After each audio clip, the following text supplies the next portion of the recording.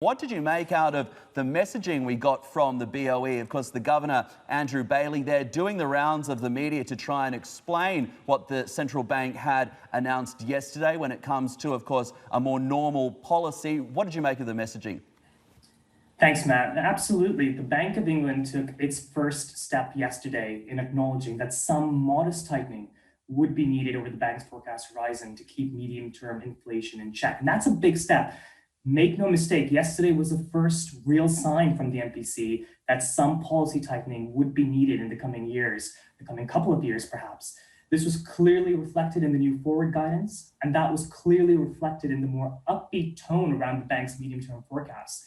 That said, we didn't get the full pivot from the MPC, and that's to be expected.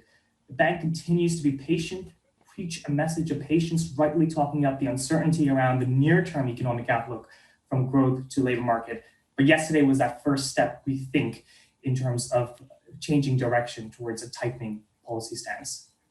What's your timeline then when it comes to tightening? Some suggesting taking away from the commentary out of the bank that we could be looking at rate hikes coming out of the BOE in the second half of 2022. Absolutely. For us, the first rate hike that we have penciled in is in August 2022. That's because we have some downside risk. We see some downside risk to the bank's growth forecasts, unemployment forecasts.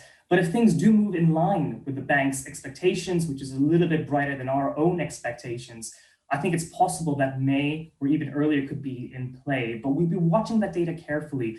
At the moment, we're seeing downside risks to growth relative to where the BOE has it. We're seeing some upside risks to unemployment as well.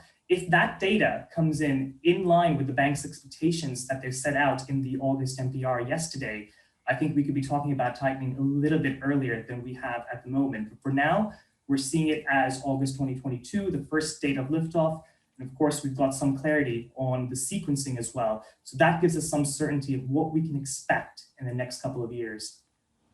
Right. When do you then expect the unwind of stimulus? Because they said that they will start to, of course, taper that back once interest rates reach 0.5%. So if we're talking about a third quarter of 2022 interest rate hike, are we looking at a 25 basis point move there? So presumably it will still be some time before we see some of those other stimulus measures come off.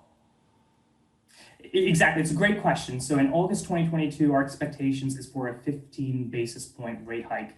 So we expected to get that policy sequencing strategy yesterday, and the bank delivered as we expected.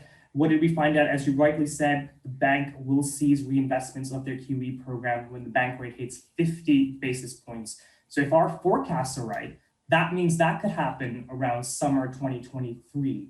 So that's where we have the bank rate set at 50 basis points. And that's when the Bank of England will stop reinvesting the QE that they have at the moment. The bank also told us yesterday, rather ambitiously perhaps, that if the bank rate does get up to 1%, that they would consider, and that's the key word, consider outright selling of gilts.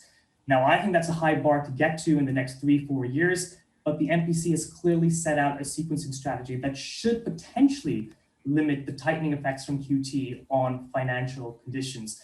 We have a plan, we have a sequencing strategy, and let's see how far we get.